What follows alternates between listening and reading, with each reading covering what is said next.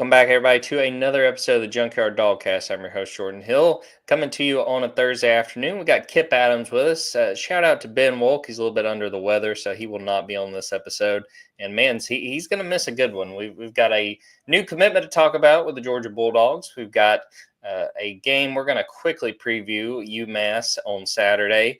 And then we're going to jump into the bulk of this conversation, talking about the SEC title race, talking about the college football playoff race, where Georgia stands in both of those, what needs to happen for Georgia to have an opportunity to either go to Atlanta to play, and then especially where they stand when it comes to the playoff race. But let's start, Kipp, with the news from Wednesday afternoon. Georgia picks up its 26th commitment in the 2025 class. Four-star edge Chase Linton from North Atlanta, 6'4", 215, picks Georgia over Georgia Tech and Rutgers. Quite a classic commitment there. Said, hey, no rigmarole here. I'm going to just put it, straight to the point. And then there was a whole lot of rigmarole, as Ben explained in his story.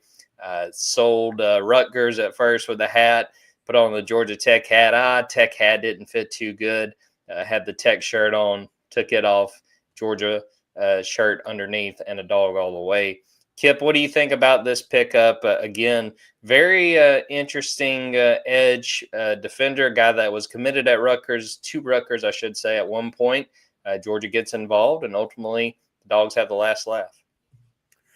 Yeah, that one got me going in a certain way. Couldn't be me, and yet 100% me.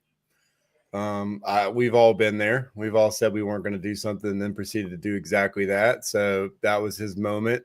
Kudos for him. And listen, it wasn't that long of an announcement in our industry. That's kind of how, we rate these guys. The more concise you can be, the better it is for us and our heart rates. And he did a pretty good job with that. So overall, pretty solid performance. Honestly, I think, he had me sold. So having seen so many of these announcements, for him to make me actually think, wait, what's about to happen here? You got to give credit. I don't want to have it go much further to where you've got he comes out with 15 layers of clothes. It's the middle of June, and we have to sit there and watch 30 minutes of him trying to take shirts off. He had, just that was the ceiling of what we should have to experience. But at the end of the day, big get for Georgia. I mean, this edge class is looking pretty stout. Different types of players too. You already have a 5-star in the fold in Isaiah Gibson. Darren Kinnabon is a guy that's just I think he's got freakish athleticism and the upsides there. And now you have in Chase Linton, a guy that's gonna play that natural 7 technique. Not a guy that I expect to line up inside the tackle. I think he's listed at 215 now, but has that insane, I think, triple jump of 45 feet or whatever. I think, he kind of reminds me of Adrian Hubbard, a guy that played at Fort Alabama, played at Norcross about a decade ago, which, gosh, that's aging me just to know that I just pulled a 10-year-old comp. But just a guy that has a great frame. And I think, or like a Jermaine Johnson type player. And I think those are guys that Georgia always needs on their defense. And just like I said, you look at this edge class and you've got some guys you can really work with. And we had talked about that position. They really didn't restock that position room for, it felt like, a couple of classes.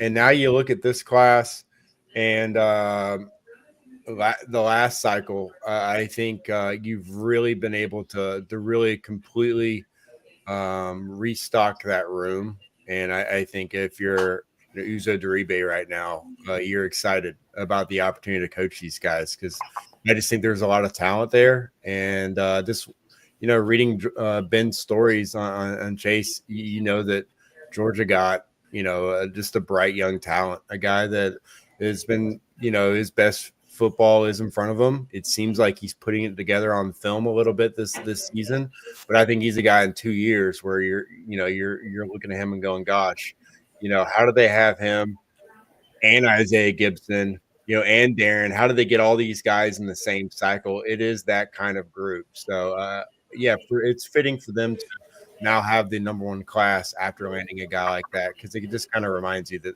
this class, once again, is really stacked.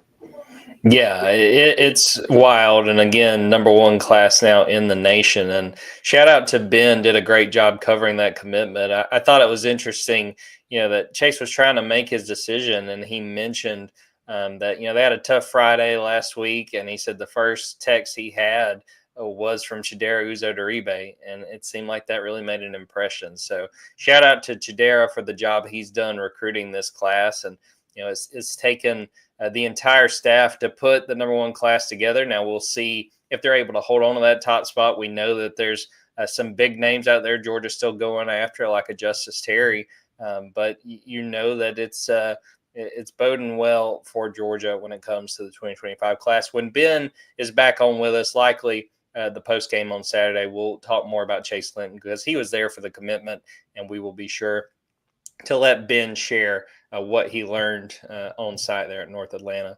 Well, Kipp, usually these Thursday, Friday episodes for us are centered on the matchup, talking about Georgia's next game. I usually have an opposing beat writer come on, and we really break this down. It's UMass week. It's late in the season. Georgia is like a 6-touchdown favorite. So I think we could spend the bulk of our time doing other things and better use of our time. But I do want to talk briefly about this game again. 12:45 p.m. Eastern, SEC Network. Georgia playing a really struggling UMass team. I believe they're 2-8. They fired head coach Don Brown on Monday. Just give me one key, Kipp, for Georgia. What is one thing you want to see Georgia do on Saturday that no matter what the score winds up being, you would say, okay, this was an accomplishment. This was something Georgia needed to handle? Well, I think just playing turnover-free football and having productive drives, maybe a couple explosives early, regardless of the opponent, regardless of whether you think Georgia's going to play it safe.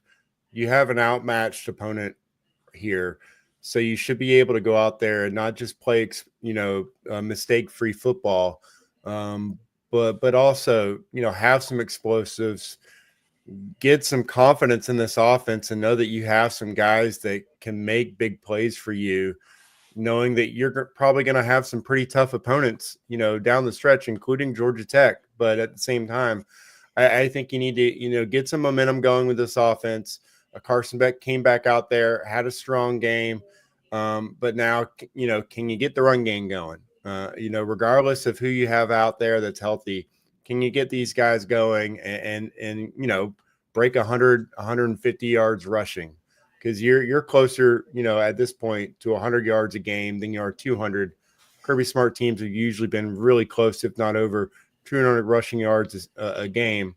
You're on the wrong side of that right now. So can you make some progress in the ground game, break some big runs, and get those starters off the field, because you've played the type of game you're capable of playing. Because everyone wants to come out of this game with no injuries, but you also want to come out of this game playing, the caliber of football that Georgia is capable of, and the reason why they are a 42, 44-point favorite right now.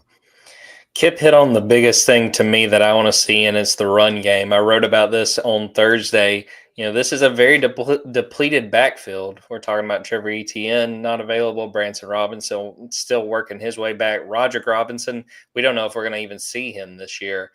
So to see not even really Nate Frazier, I want to see Chauncey Bowens get 7 or 8 carries. I want to see Dwight Phillips Jr. get involved. Maybe Cash Jones gets a little bit more work. He has been dealing with injury and having an opportunity to make the most of it. This is the kind of game where you want to get those other guys involved. You want to get some freshmen on the field. But to me, this run game, Kipp, these are some big games they're going to have going forward. Again, as you mentioned, go into the Georgia Tech game next week. You have to be able to run the ball, even if you aren't great at it. And we don't know when exactly Trevor Etienne is going to come back. So the guys behind Nate Frazier have to be ready because I think they're going to be called upon in the weeks to come. Yeah, I think for Trevor Etienne, you're thinking, probably postseason would just be my guess. If Georgia's playing in a playoff game, which we're going to talk about, their chances there. But if Georgia's playing in the playoff, that's my guess as to when you would see Trevor Etienne playing again. And then, at the same time, like Branson Robinson continues to get closer, but those aren't guys that you should be counting on for the next probably 3 games. And 2 of those games are, you're going to, you might get tested. So I think for Georgia, you really have to find some balance on offense. And, it's funny because we're on the other side of what we were talking about a couple years ago. It was when is this passing game going to get explosive? When are they going to stop relying so much on a conservative ground game? And now it's they got to run the ball more to get some balance here. We're on the other side. They're barely averaging 4 yards a carry. They're not. They're outside the top 100 as far as their rushing attack goes, and I don't think that is. That's just not Georgia football, and that's also just not championship football. Breaking news a few minutes ago, Kipp, as we were recording this, Julian Lewis committed to Colorado. Now, to the folks who watched the Tuesday episode, this should be no surprise. Ben really laid out that Georgia wasn't much of a factor when it comes to Julian Lewis, though he did commit. He decommitted from USC right after that Georgia visit. Any thoughts on the Julian Lewis news? Yeah, good get for Dion. Non-binding. So I think right now you're thinking, okay, is Colorado going to be able to keep Dion? And that's where we're at in his coaching career already, is where, you've heard whispers of the NFL, but also, Florida State, there are other job openings that might come up right now. My thoughts are, I think Julian Lewis is going to be playing for Dion next year. Will it be in Colorado? Pretty wise call because, like you said, there's going to be some interesting jockeying in this coaching carousel. And hey, now there's rumors about Dion to the Dallas Cowboys. So I don't know, maybe Julian doesn't. But if Dion's in college, I think you're right that Julian Lewis is going to go wherever he goes. Well, Kipp, let's turn our attention to what the bulk of this conversation today is going to be about. The college football playoff, the SEC title race for Georgia, still alive in both. And I want to start this conversation looking at the SEC, and we'll probably take a break and then come back and talk about the playoff. But this is where we stand with 2 weeks left of the regular season.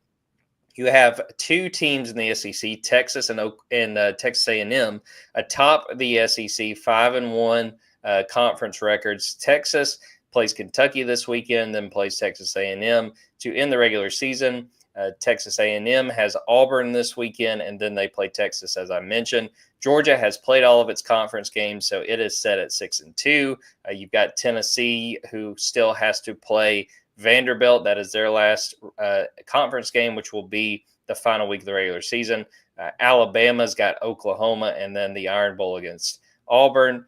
Ole Miss is still in the mix there at 4-2 as well. So a lot of teams still alive, and I wanted to bring up for a few minutes for the folks who are watching this, a very helpful website, MRed, that has all the potential breakdowns. And before we pull it up, I am going to share the link in the comments because, 1, it's a very helpful resource, and 2, hey, if you got 15, 20 minutes at work you want to burn, you're bored on your lunch break, just pull up this website because it's super helpful. When it comes to the potential outcomes, you can see, this is probably what people expect to happen these next few weeks and what it would mean for, who would wind up going to the SEC title game. This would show you Texas and Alabama having a chance to go, but a very helpful tool to kind of look around and see the different possibilities when it comes to who's going to wind up going to Atlanta. So Georgia's in a situation. Ben did a really good job, and I hate that he wasn't able to be on this episode, of sort of outlining what needs to happen for Georgia to have a chance to go to Atlanta.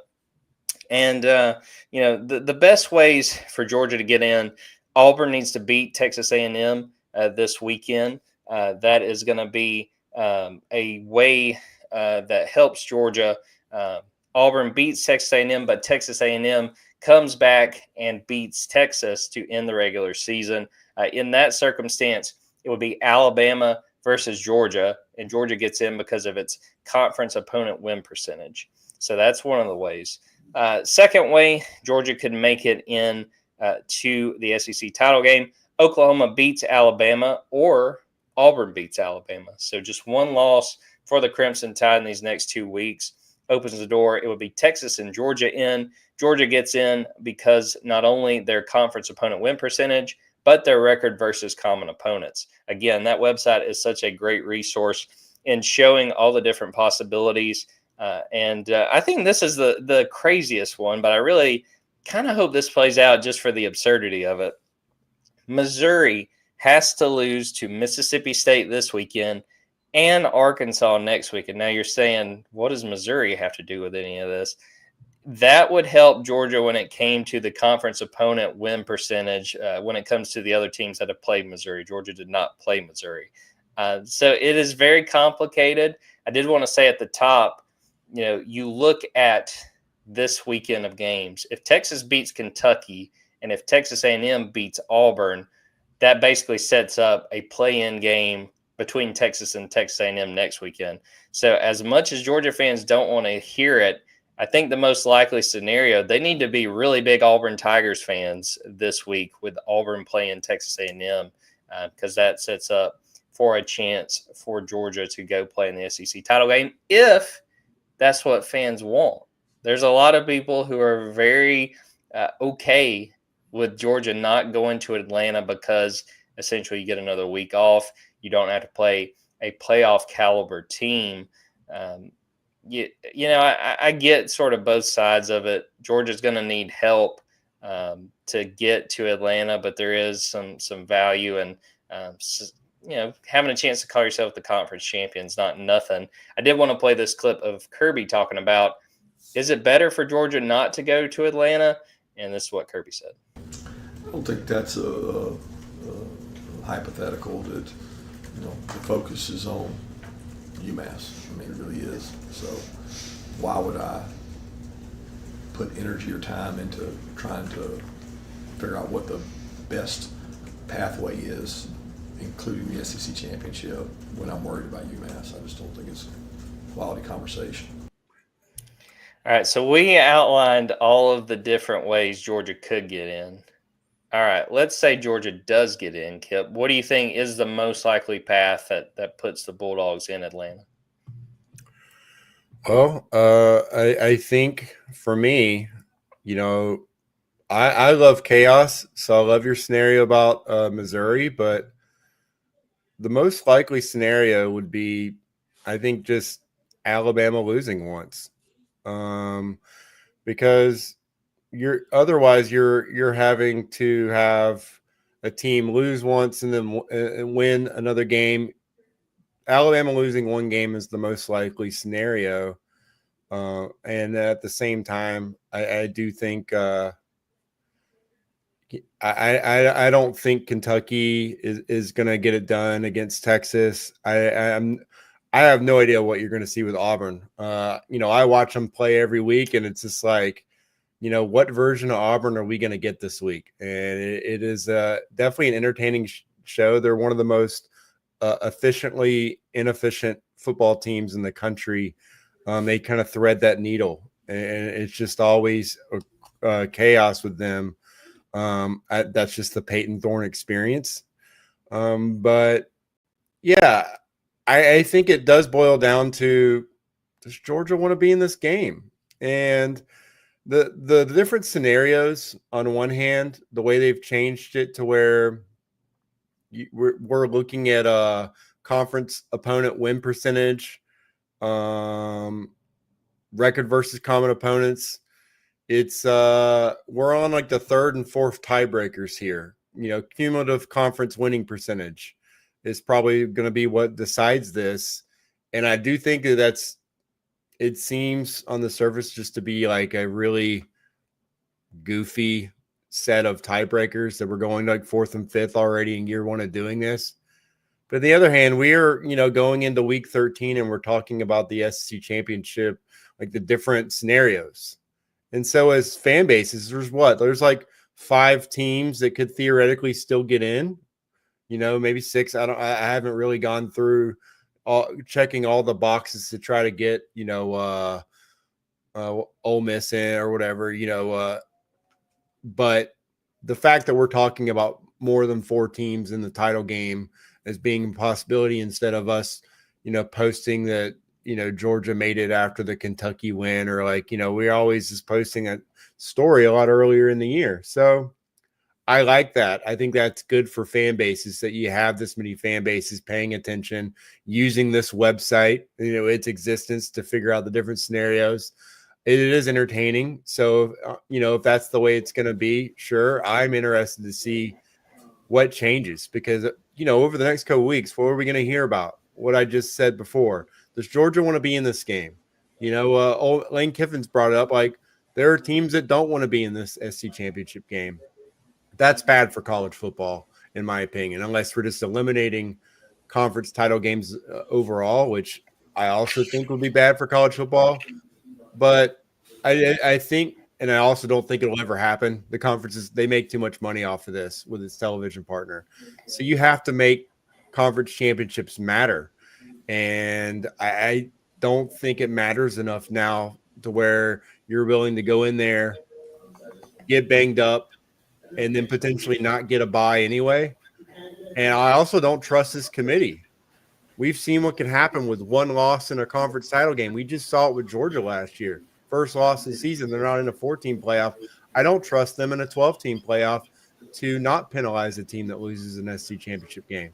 So I just think in the future, I think they're, if you're in the top 8 going into a conference title game, I think they need to, they need to give the loser of that game a spot as well. That I don't know how they're going to do that, but you have to have a better carrot for playing in a conference championship game than what they have right now, because it just does not seem worth it as it stands. 100%. I mean, I totally agree with you, because what incentive does a team have to go there and potentially get knocked out of the 12-team playoff? I mean, it's not fair the way it's set up. Again, it's going to be tough in years where, you're going to have less of this without divisions, because, we would always have maybe once every 3 years where somebody would win the East that like just didn't belong with the team from the West, and then vice versa. There'd be years where a certain division was down. But, you're basically rewarding teams who don't go to the SEC title game. Now, I get why Kirby sidestepped that conversation. One, nothing good's going to come out of saying anything about it at this point. When it comes to the conference title game. 2, how do you think that's going to look at Kirby if he's like, yeah, we'd rather not play in this game, and then Georgia finds its way into the game? Nothing good was going to come of him saying anything opposing the SEC title game. And you hit it on the biggest thing. These games aren't going away. The amount of money they bring to the conference from, the venues, but also, the sponsors and the TV deals, like these games are going to be on the schedule. You just got to figure out how you want to work them into the playoff. It's going to be, you hit on a big thing. 1, it's so complicated right now, but 2, we're talking about several more teams than we would usually this time of year with 2 weeks left. Georgia's really only got one big game left on its schedule, and it's a non-conference game, but it still matters as far as what's going on with the rest of the conference. There's value in it, even if, we're kind of spinning our wheels trying to figure out what exactly is going to happen. Now, Kipp, before we move off of the SEC title race, I want to ask you what you think is going to happen. And I'll go ahead and give mine. I'm picking Auburn to beat Texas A&M on Saturday. Maybe I'm just kind of thrown off with Mike Elko being like, Auburn is our focus this week. I'm just a little spooked. And I feel like Auburn's going to find a way. I believe that game is in Jordan-Hare. I think Auburn's going to find a way to complicate things. They beat Texas A&M, but Texas beats Texas A&M the following week. It is Texas and Alabama is my prediction to play in Atlanta. So, Kipp, what do you got? How do you think this whole mess plays out who winds up playing for the SEC championship. That is the most likely scenario. It makes sense. I think as of right now, I think if we're looking at teams that could lose this weekend, and you bring it up, the fact that the game, Auburn at Jordan-Hare Stadium is just, I mean, it's a complete like wild card. Anything can happen there. I've seen the craziest thing happen there. I mean, I saw the prayer and Jordan-Hare there on the sidelines, and I can't believe that game doesn't get talked about as much because of what happened right after that. But I do think that is the most likely, I guess, air quote, upset. And I do think that Auburn's got a shot in that game, and once that happens, it's just up to what Texas A&M shows up against Texas. And I'm not sure. I think you lose that game, maybe the air goes out a little bit, and then they don't really show up against Texas. So I think Auburn beats Texas A&M this week, but Texas does beat Texas.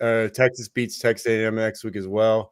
It still ends up being Texas versus Alabama. I don't see Alabama losing to Auburn, knowing that it's a win and get in situation for them at this point. And usually, teams we saw it with Georgia, and we also saw with Ole Miss. Teams play better when they're in that situation. They have something to play for.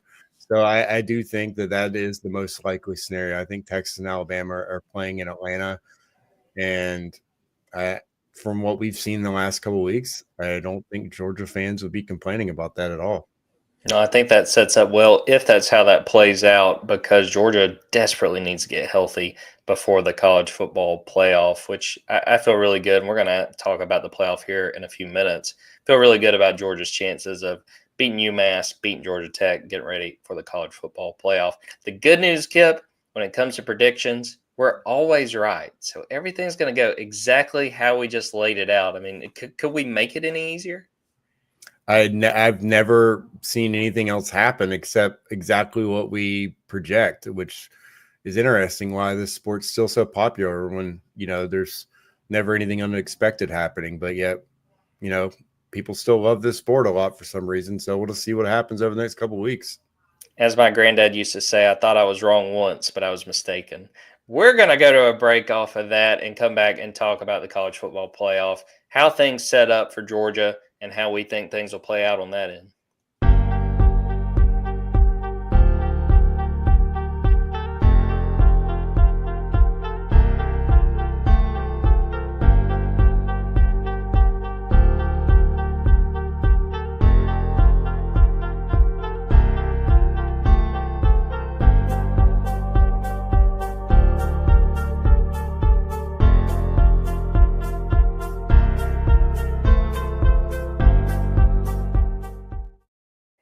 All right, Kipp, we're going to turn our attention to the college football playoff, and I'm going to pull up the bracket here for everybody to take a look at who is watching on YouTube.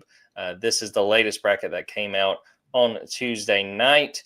Georgia in that bracket is in the 11th seed, playing Penn State at Penn State as the 6th seed in the bracket.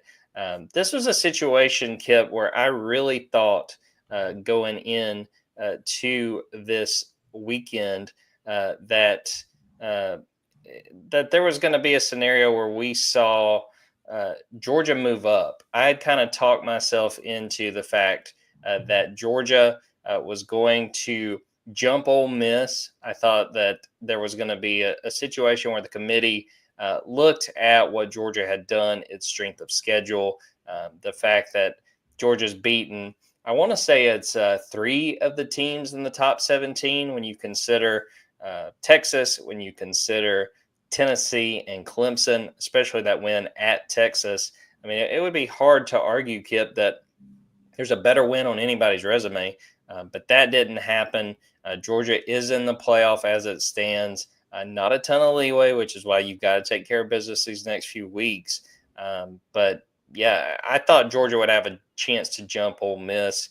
That didn't happen. Not a lot of weight and strength of schedule. I'll shout out Dog Nation's Connor Riley. He kind of took away the committee's latest ranking and how they have the team sorted as sort of a "what have you done for me lately." I think that's a really accurate way to describe it. Were you as shocked as I was when it came to where Georgia fell, and specifically the Georgia Ole Miss kind of piece of the puzzle? I just think the committee's just, I mean, I don't want to say, it feels like they're just being lazy.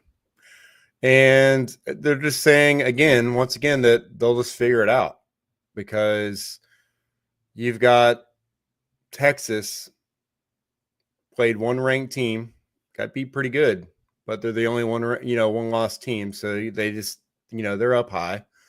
And then you just have the 4 teams bunched together. They're just in this circle. So how do you rank them? Well, okay, Alabama and Ole Miss beat Georgia. So they're saying that a win over Georgia is worth more than Georgia beating anyone else. That's basically what they're saying. But you put Georgia ahead of Tennessee because they beat Tennessee, but Tennessee beat Alabama. Alabama lost to Vanderbilt. These teams have much worse losses than Georgia does. So you're not ranking wins and losses, consistently, I would say. So they're just hoping it just sorts itself out. And I think that's why Kirby's been saying what he's been saying, which, come watch these teams play. Stop just, looking at the box score and going from there, because it just seems like I think Ole Miss, Alabama, and Georgia are all playoff capable teams. But I just don't think the ranking matches what we've seen from these teams this season. And so it's just a reminder that these are just people in a room just picking what they want to do every week. And, we've let this happen multiple years where in the end, we don't know what the criteria is. The criteria changes from week to week. And then at the end of the year, these are the teams. And you're just hoping that, someone didn't get left out that shouldn't.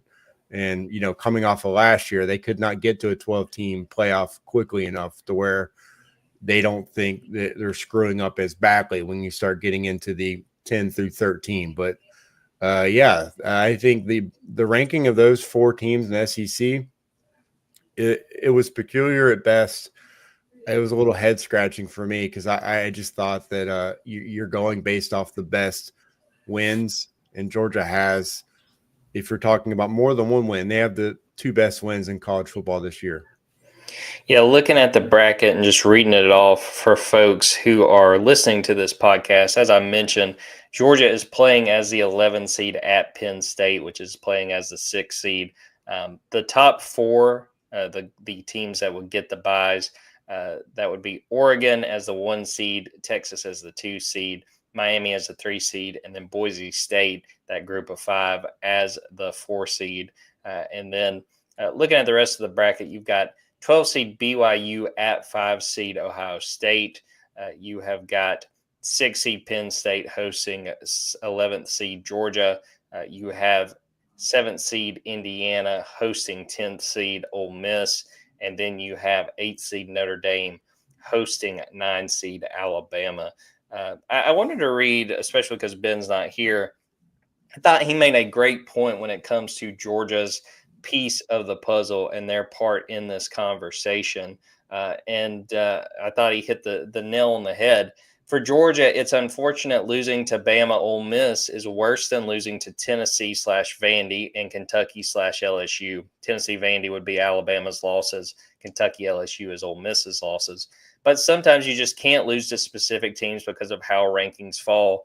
And that's been 2 years in a row. That happened last year with Georgia losing to Alabama, and Alabama had lost to Texas.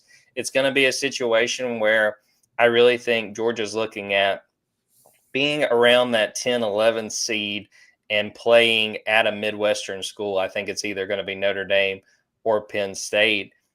And it's just a situation, Kipp, where I think that, as Ben rightly pointed out, you've got losses against the wrong teams. And when you look at strength of schedule, that's not going to be enough for this committee to propel Georgia above, again, even some of the teams that's beaten Georgia. I'm interested to see what happens with let's project that Georgia does not play in the SEC championship game. And let's say Alabama beats Texas in the SEC championship game. Does Texas would then fall below Georgia, right? I mean, that I would assume that's what would happen, because then you would go, okay, Texas has a second loss. Also, one of those losses is to Texas at home. I mean, it's to Georgia at home. So I think there's a chance for Georgia to move up, honestly, into like the 7 or 8 range, to where they're hosting a first round game, which makes it even more sense why you might not want to be in this SC championship game, because, like I just said, the team that loses that game just is probably not just losing a bye, but they're on the cusp of maybe not hosting that first round game either. And I just think that's such a huge penalty for being in a conference championship game. I think Georgia ends up being either 7th or 8th, and I think they host Notre Dame. That'll be my projection right now. Playing at Penn State would, as someone who knows what it's like there, being in Happy Valley in mid-December, sounds like a nightmare. But I do think it would be an outstanding game. I think the last I looked, the imaginary line would have Georgia favored by 1 to 1.5 in that scenario, which I think matches up. But I think those are both great matchups. But I also think, again, I think it would benefit Georgia to not play in Atlanta. It's just not worth the risk of having to go out there, play a team like Texas again, and get banged up for the possibility of a first round bye. Yeah, the conference title game piece of this is just so fascinating because honestly, Kip, there's part of me that thinks that if Texas lost in the scenario you played out, that they would try to cushion their fall, because the entire conversation out of this would be like, well, why the hell are we playing these conference title games then? Now, that's not to say, like, yeah, Georgia beat Texas at Texas. If they both only had 2 losses, of course, Georgia should be ranked over them. But I think there's going to be part of this committee that says, oh, I don't want to punish them for making it to Atlanta, because Georgia didn't have to. Maybe Georgia loses to Alabama again and suffers that 3rd loss. I think what ultimately happens, Georgia plays at Notre Dame. That is my prediction of how this falls. But I don't know if you feel that way, Kip, but I just think this committee is going to do its damnedest to try to make these conference title games still matter, because if they don't, that's going to be a whole lot of the conversation in the lead up to the start of the playoff. And then you also have the fact that a team like Colorado could bump one of these SEC teams. You're right now you're looking at Tennessee or Ole Miss are not in the playoff if Colorado, if they went out. And I think that's another scenario where if you're Greg Sankey, you're like, what are we doing here? I do think that if I'm looking at these teams, I think Ole Miss is a team that absolutely is deserving as being a playoff team as far as how good they can be. We just saw it. But I do think they're kind of the ones hoping, a team like Colorado loses, because I think they don't control their own destiny really anymore. And I do think, we're going to see the ramifications now of the 9 through 12 are the exact same thing we were talking about with the 4 seed last year. And these aren't teams. We talked about how those lower seeded teams will just be teams that get blown out in the first round of the playoff. Talking about how the semifinals have been lopsided affairs in the past, other than, Georgia Rose Bowl, Georgia Ohio State. I mean, Georgia played in some of the better ones, but do you really think that these teams that are ranked 9 through 12 right now are the kind of teams that would not fare well in a first round playoff game? I'm not sure. And so I think it's an interesting development that we have really good football teams competing for these last few spots, which I guess might actually defend making the 12-team playoff. We'll have to see how the actual games unfold. But yeah, I mean, Georgia, potentially Texas, Tennessee, Ole Miss, those are teams that can line up against any team in the country. And so the fact that they're competing for potentially the last like 3 or 4 spots in a playoff game is truly fascinating to me. And the thing that's going to be interesting is that there are several teams just on the outside that still have a chance to get in. Kipp, I want to fly through real quick what I think the next 2 weeks. I went through and looked at the regular season games left of the teams that were in that latest bracket that could potentially lose. Indiana at Ohio State, that's 2 teams, so you know somebody's going to lose. That game is this weekend. Ole Miss at Florida. Florida has gotten hot here, took care of LSU. The fact that's in the swamp, that bodes well for Florida. Penn State at Minnesota. Kipp, I'm not sold about Penn State. I could very much, you said the line might have been like 1 or 2, and it would help. That game was in Happy Valley. I don't think Penn State's all that good. I would watch Minnesota in that game. And then those are the games for this weekend. Next weekend, Notre Dame at USC. Notre Dame is better than USC, but USC is riding with Jaden Maiava now. That's a name Georgia fans may remember, the one-time Georgia commit. Maybe they try to pull some magic, try to end that thing on a high note this season. The Iron Bowl, Auburn at Alabama. The fact that's in Tuscaloosa, even really good Auburn teams don't play well there, but you never know. And, this is going to be Kalen DeBoer's first Iron Bowl. Maybe Auburn tries to find something special there. And then Texas at Texas A&M. Especially if A&M loses to Auburn this weekend, the Aggies are going in there wanting to play spoiler. I think that's going to be a very fascinating game. And then you have the conference title games the following weekend. Do any of those games that I just read off strike you as I would watch out for an upset? This could turn the whole playoff bracket upside down. You know what? I think you brought it up. I think the Gophers at home. I believe Penn State's lost the last couple of times they played there. So, yeah, I think basically it could be an Ohio State, Indiana winner that game's in. I think that's what we're looking at right now because, I definitely think Minnesota could win that game. I don't know what the line is. I don't know what the percentage is, but I do think that Penn State is a little bit of fool's gold, and it seems like they are every year, and we have the same conversation. But at the same time, usually they're out of the race by now, So again, we're having conversations about more teams in college football. This is good for the sport. SMU, they got what? Virginia on the road, Cal at home. I like their chances of winning those games. Wake Forest for Miami. And then I guess you got Syracuse on the road. I get that's a game to watch out for as well.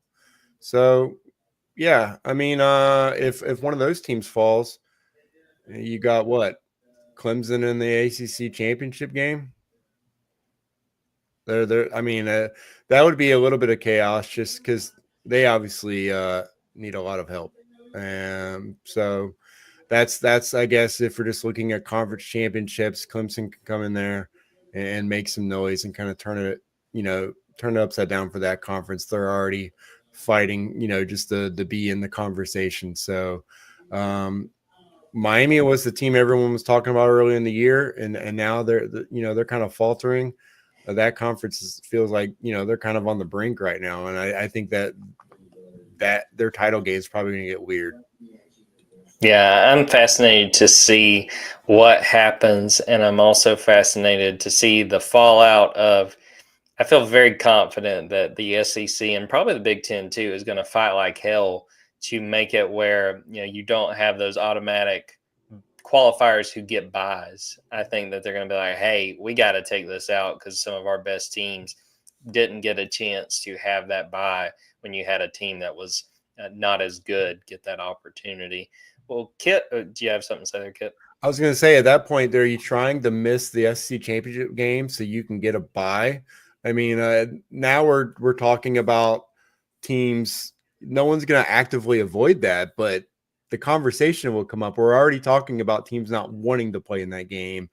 If you have the opportunity to get a bye without playing in the conference championship. I think that's the more likely scenario. I mean, they're not going to be able to give them anything else as far as the benefit of being a conference championship, unless we're going to, I think the only conferences that can say anything, the Big Ten and the SEC can go to the table and say both of our competitors in our conference game should have an automatic into the playoff regardless. That would be a real power move. And if a Tennessee or an Ole Miss is not in the playoff this year, or I don't see a situation where the team that loses the conference championship is completely eliminated. But like I said, don't trust these guys. So if one of these teams, the loser of the SEC championship game, does not get in, you best believe that's when Greg Sankey makes his power move and says, all right, Big Ten, let's get together. We need to make sure that both of our conference championship competitors have an automatic into the college football playoff. The rest of conferences, good luck trying to oppose those guys if they make that move. Yeah, watch out for the alliance, because nobody else in college football will be able to keep up. Well, speaking of the Big Ten, I wanted to play a couple of clips from Kirby talking on Tuesday. And the first one is about the Big Ten. When I read off the bracket and the rankings, several Big Ten teams toward the top, Kirby was asked if he felt like the committee valued the Big Ten over the SEC to this point in the season. This is what Kirby had to say. I don't think they value the Big Ten over the SEC. I think they value wins and losses. And so they place people based on a column, the column of wins and the column of losses, not on the eye test of wanting to watch them play and see them and see if they play. I just don't think they base it on wins and losses. I don't think they say, well, this is better than that. They just say this record's better than that. And that's the most simple way to do it. It's not necessarily the 12 best. So but we'll see what happens. I'm not worried about it much. I got to worry about our team and what we got going on. I very much love Kirby has now become, he gives his take on what he thinks, and then he goes, but I'm not really worried about it. I got other things. He's got his finger on the pulse when it comes to this playoff. And Kipp, I'm going to be fascinated. I'm going to say this. Indiana's become something of a punching bag in the last probably week. I've been all for the job that they've done there. The Hoosiers, I mean, they've it used to be a big deal when Indiana got bowl eligible, and now they're in this playoff race, and they've beaten everybody that they've faced. But I'm fascinated, Kipp. Let's say Ohio State beats them and beats them by at least 2 touchdowns. Does the committee drop a 1-loss Indiana below a 2-loss Georgia? Based on what we've seen to this point, I don't think they will. Now, Georgia, I was looking at ESPN's power index. Georgia's got the number 1 strength of schedule. Indiana's 106. So we've already had the conversation of strength of schedule, but again, I'm fascinated if things don't go Indiana's way, just where that puts them, especially in relation to Georgia after this weekend. Yeah, I've yet to see Georgia be rewarded for this schedule. I mean, and we talked about all offseason and it bore out how we thought. I mean, like, these opponents were really tough. And then you saw what happened when Georgia, finally got home. The road schedule was incredible. And early on in these rankings, they have been penalized. They have a couple weeks to kind of course correct, but they haven't shown any reason that, that they would. They're just looking at losses and just, it looks like we're doing it. I think the coaches poll, we always joked about how they would just say who lost, move them up. But I feel like the coaches poll may have done a better job of overall just placing teams, where they should than these rankings are. So, Indiana, I think it's going to work itself out. They got to worry about Jeremiah Smith. I think that guy's going to have like 200 yards in that game. That he is exactly who we thought he was. And I think I don't know how they're going to defend him. So good luck to them. I think once that game is played out, unless it's just like extremely close, I mean, you gotta drop them behind at least one, if not two, of these two lost teams, because unless this is like an overtime like fluke play that they lose on, I think that they're gonna be who we thought they were after this game. So I don't think that discussion is gonna happen, anymore. But I mean, goodness, we've seen stranger things happen, and I just don't. I think they're benefiting off of. I mean, what would Georgia's margin of victory be with that schedule? We're talking about hypotheticals, and Kirby Smart hates that, but Kirby Smart's also the person that says that the people making these rankings, I mean, he insults them and then says, I trust them right after, just like you said. He makes sure that, guys, no disrespect, but also I don't respect you. So I think, yeah, I do think there's probably some people that are wanting Indiana to get exposed just so they can say, aha, and point and say, yeah, strength of schedule matters. But if, they play Ohio State tough, that's going to make Georgia's case even tougher as well. Totally agree. And Ohio State is a 12.5-point favorite in that game on Saturday. Speaking of strength of schedule, Kirby was asked, based on what we've seen to this point, and this even came before Tuesday's rankings. This was maybe probably 30, 45 minutes before we saw the latest rankings. Essentially, what's the point of playing a tough strength of schedule if you're not going to be rewarded for it by the committee? That's what Kirby had to say. Just, I guess, the happiness of our fans. That's the incentive, right? Because fans want you to be in the playoffs, but they sure don't want you to play cupcakes. They want you to go play, quality opponents. And I like the home. I mean, going to scheduling a great team and going to play somebody in a neutral site game, a kickoff classic. I love all that stuff. So I want to do as much of that as I can. But I don't know. We'll see where all this stuff goes, guys. I don't think you can sit here right now not in the middle of it, but maybe whatever 3/4 of the way through it and truly judge it. And we all knew when they started this new process, guys, we knew that the argument would be 10, 11, 12, 13, 14, first out. It's just, it seems so much bigger than your first out in basketball because there's 64 in, so like nobody really cares when it's 65. When it's 12, 13, 14, it just seems so big, just like the fifth team used to be. But see what happens. I mean, everybody gets a chance to go on the field and play. They need to really decide what they want, though. That's the frustrating thing because it's record-based or it's quality of opponents. It's hard to say that you shouldn't have a strength of schedule factor in there.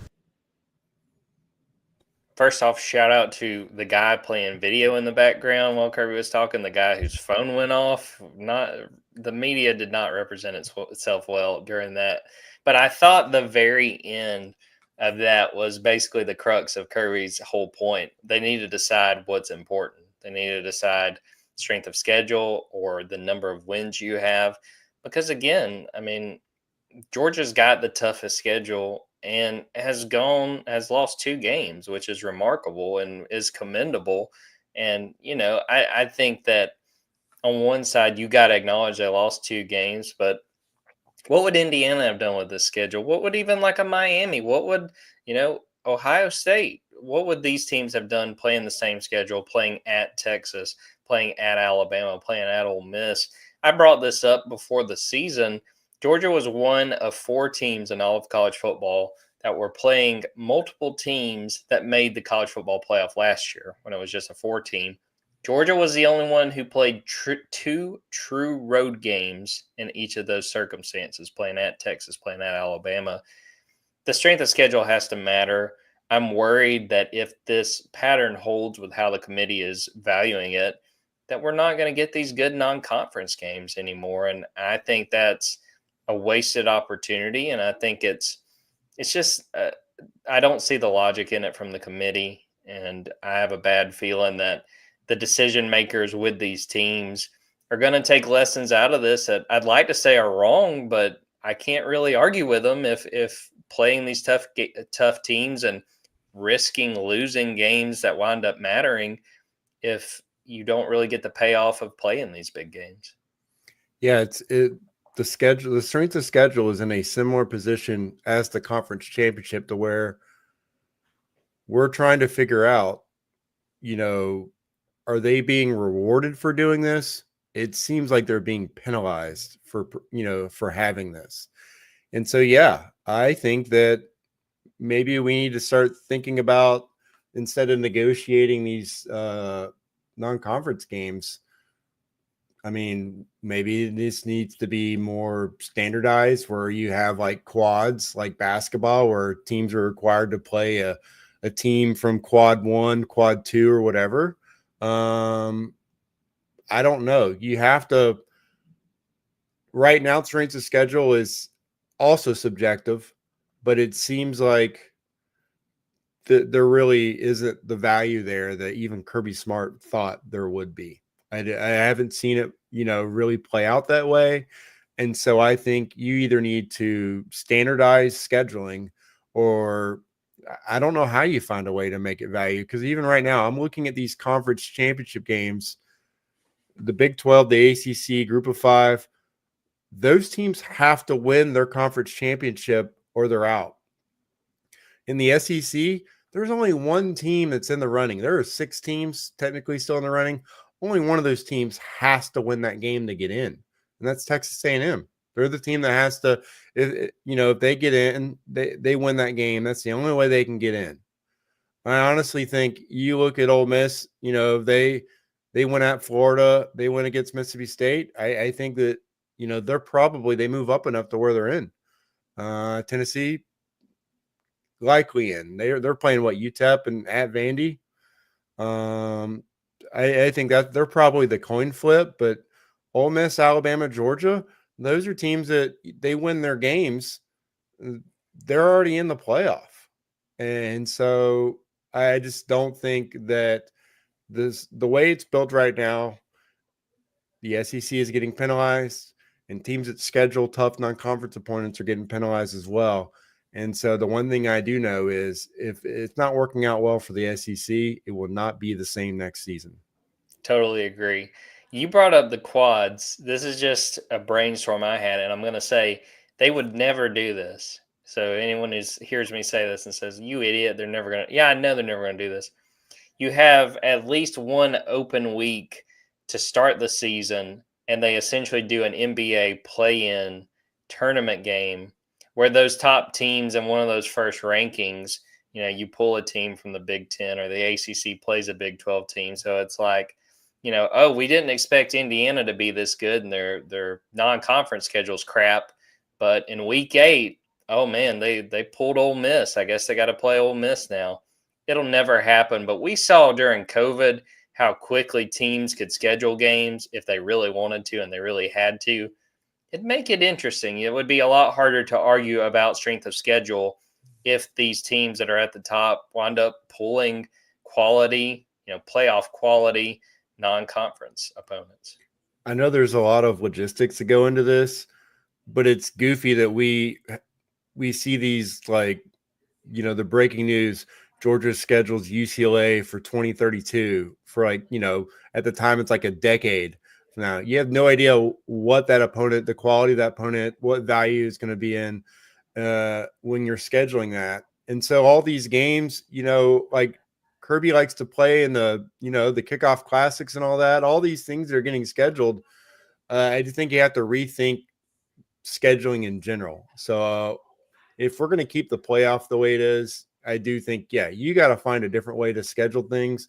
And you also have to, let's level this to where we're not talking about the fact that, Indiana played the 112th ranked schedule. Like, I think if you make it to where you don't see a big difference between Georgia's schedule and Minnesota's schedule, now we've kind of found some common ground to where, the committee can the eye test that Kirby wants them to see. It'll be a lot easier, because if we're going to keep a committee of just people in a room, then we need to make the criteria as easy for them to not screw up as possible. And I think the unbalanced scheduling, just as much as the conference game lacking value, is playing a huge role in that. Going back to my hypothetical, you could do that with all teams, and then it's almost like how they pull bowls. Kentucky, who's not in the playoff race, they play Florida State, or you know what I mean? Like, you have everybody playing teams kind of up to their caliber. Again, it'll never happen, but it'd be an interesting way to clean up the strength of schedule case for these teams. Kipp, any other thoughts just on this playoff race, where things stand with 2 weeks left in the regular season? Anything we haven't hit on? Oh, Georgia's got a chance to get healthy the next couple of weeks. Obviously a big game on Black Friday, which is also just unique that we haven't really talked about. They're going to be playing Friday night football, which is, I think it's exciting. And now that game has, again, a lot more meaning than maybe we thought when they scheduled it. But Georgia has a chance to get right and to set themselves up well. And it is a position that multiple times this season, I don't think the fan base really thought they would be in. And so it is, it's been a roller coaster. And I think overall that means that this is a good college football season. And so a lot of these games are going to be watched that normally people wouldn't care about. And the fact that, I'm talking about Minnesota and we're talking about Penn State and, Colorado, that's just good for college football. For a decade, everyone complained it's just the same 3 teams every year. And I think in the, national championship probably will be the same couple of teams. But, as far as the playoffs are concerned, as far as Georgia concerned, I think they're in a good place. And, I think that this committee, good luck, because I do think that they're going to get some curveballs. I don't think these next couple weeks are going to make it any easier for them. And I definitely don't think the conference championships will either. So looking forward to seeing how this plays out. But, for Dogs fans, I think there's a lot more promise than maybe you had a month ago. Yeah, Black Friday. Nothing weird is going to happen in that game, Kipp. No chance that something just off the wall happens in this Friday night game. I will say this, for us and for Georgia fans who go to the game against UMass, the game against Georgia Tech, this sets up pretty well as far as a viewing experience of these other games. Georgia plays UMass at 12:45. You have all of Saturday of the final regular season week because Georgia Tech plays on a Friday night. I don't know about you, Kipp, but I won't be sitting by the TV as quickly as I can Saturday and then all day the next Saturday because we're going to have a chance to watch a lot of games other than the Bulldogs. Yeah, that turkey's going to hit real hard. I need to any of you guys that have like the cooler set up to the couch, like this is prime for that, just to have those cold beverages right there, minimal movement. This is a really, really great setup for Georgia the next couple weeks and for Georgia fans. And so, make the most of it. Watch as much college football as you can because now we're already talking about, conference championships. There's only so many games left, even with the expansion. You only got a couple games left. Enjoy every single one you can get. We're going to see a lot of, Cobras, a lot of, people going back like this. Fan bases that you didn't think would be doing that this time of the year are going to be doing that. So it probably won't be you guys. So make the most of it. Enjoy every second. Surrender Cobras will be aplenty this time of year. Georgia men's basketball minute before we get out of here. Georgia took care of Alabama A&M 92-45 on Tuesday night. Not anything special, but jumped on the Alabama A&M Bulldogs pretty early in that game, took control, didn't look back, and Georgia's 5-0 for just the second time since the 2001-2002 season, which, Kipp, was the last time they won an NCAA tournament game. They've got 2 big tests this weekend. They're going down to the Bahamas, playing number 15 Marquette, playing number 22 St. John's. 11 a.m. tip on Saturday against Marquette. I believe that is on Flow Hoops. And then 11 a.m. tip against St. John's. That is on CBS Sports. Really tough test. I'm not convinced that Georgia's going to be able to win either of those games, but a great barometer for where this team is. A chance to play their 2 toughest non-conference games of the entire slate. Just fascinated to see how Georgia stacks up with those teams. If you can steal one, hey, fantastic. If you can get both of them, you're looking at what I think is a top 25 team when we get to next week.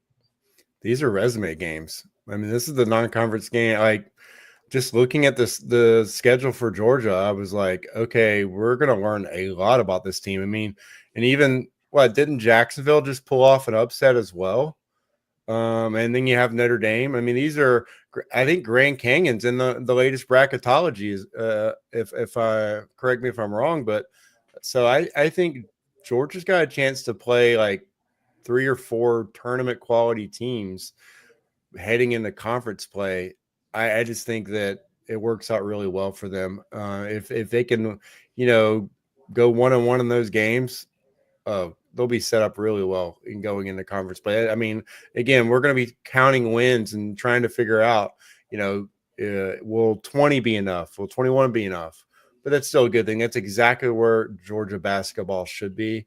And I really thought that they looked, I was worried. Like I saw the line and I was like, was it like 26.5? I was like, I don't know. But they came out and, played exactly how they should play. They didn't let up. Just like in those exhibition games, which now those exhibition games are looking stronger too. That UCF team, pretty strong team. So yeah, I think you still got to make sure that you don't get cold at the wrong time as far as your 3-point shooting. But they got the bigs, and that's not something you could have said about a Georgia team the last couple of years. They got the guys that can get down there low and help you steal a couple possessions off the boards. So far so good for the Georgia men's basketball team. Kipp mentioned Jacksonville. The Dolphins upset Virginia Tech, and Georgia hosts Jacksonville next Saturday. So that'll be another quality non-conference game. Well, we will wrap it up right there. I appreciate Kipp for popping on. Again, well wishes to Ben.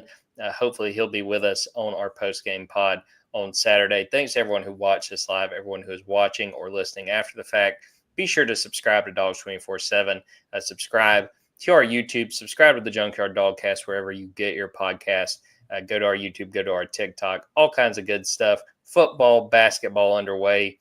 No shortage of stuff to talk about and no shortage of videos to put out there for you guys to enjoy. So we'll wrap it up right there. For Kipp Adams, I'm Jordan Hill. Until next time, take care, everybody.